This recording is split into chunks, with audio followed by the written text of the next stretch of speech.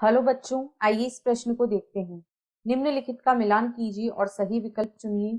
ए उपत्वचा, B आवर्धक कोशिकाएं, सी रंध्र, D बाह्य त्वचा, एक द्वार कोशिकाएं, दो एक पर्त, तीन मोम जैसी सतह या चार रिक्त रवली रंगहीन कोशिकाएं। विकल्प ए तीन, बी चार, सी एक, डी दो। विकल्प बी ए एक, बी दो, सी तीन, डी चार। विकल्प सी ए तीन, बी दो, सी चार, डी एक। या विकल्प डी ए तीन, बी दो, सी एक व डी चार। इस प्रश्न की जो मुख्य अवधारणा है, मुख्य अवधारणा वह है विभिन्न पादप संरचनाएं। विभिन्न पादप संरचनाएं। जो पादप होते हैं, विभिन्न पादपों में अलग अलग विशिष्ट संरचनाएं पाई जाती हैं। जो पादप में विभिन्न विशिष्ट संरचनाएं पाई जाती हैं, विशिष्ट संरचनाएं होती हैं जो उन्हें होती हैं जो उन्हें अपने वातावरण के अनुकूल बनाती हैं, जो उन्हें अपने वातावरण के अनुकूल बनाती हैं, अनुकूल बनाती हैं।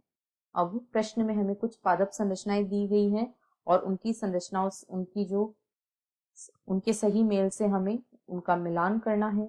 तो उपत्वचा ए में जो दिया गया है, उपत्वचा जो होती है इसे क्यूटिकल कहते हैं। यह एक मोम जैसी सतह होती है जो कि पादप से जल की हानि को रोकने में सहायता करती है। अब बी में दिया गया है आवर्धत्वक कोशिकाएं।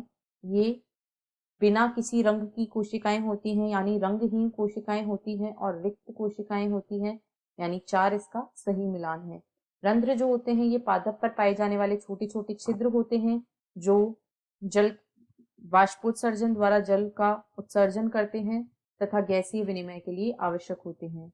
रंध्रों की जो संरचनाएं होती हैं उसमें बीच में एक रंध्रीय छिद्र होता है जो कि चारों तरफ से दो कोशिकाओं द्वारा घिरा रहता है। इन दोनों कोशिकाओं को द्वार कोशिकाएं कहते हैं या रक्षक कोशिकाएं भी इन्हें कहा जाता है। ये जो कोशिकाएं हैं ये द्वार कोशिकाएं हैं तथा इनके चारों ओर जो कोशिकाएं हैं वे सहायक कोशिकाएं हैं। यानी रंध्र जो होते हैं वे द्वार कोशिकाओं से, द्वार कोशिकाएं उनमें पाई जाती हैं, यानी सी का सही मिलान होगा एक। तथा बाह्य त्वचा जो होती है, बाह्य त्वचा एक अकेली पर्त रूप में होती है, यानी दो इसका सही मिलान है।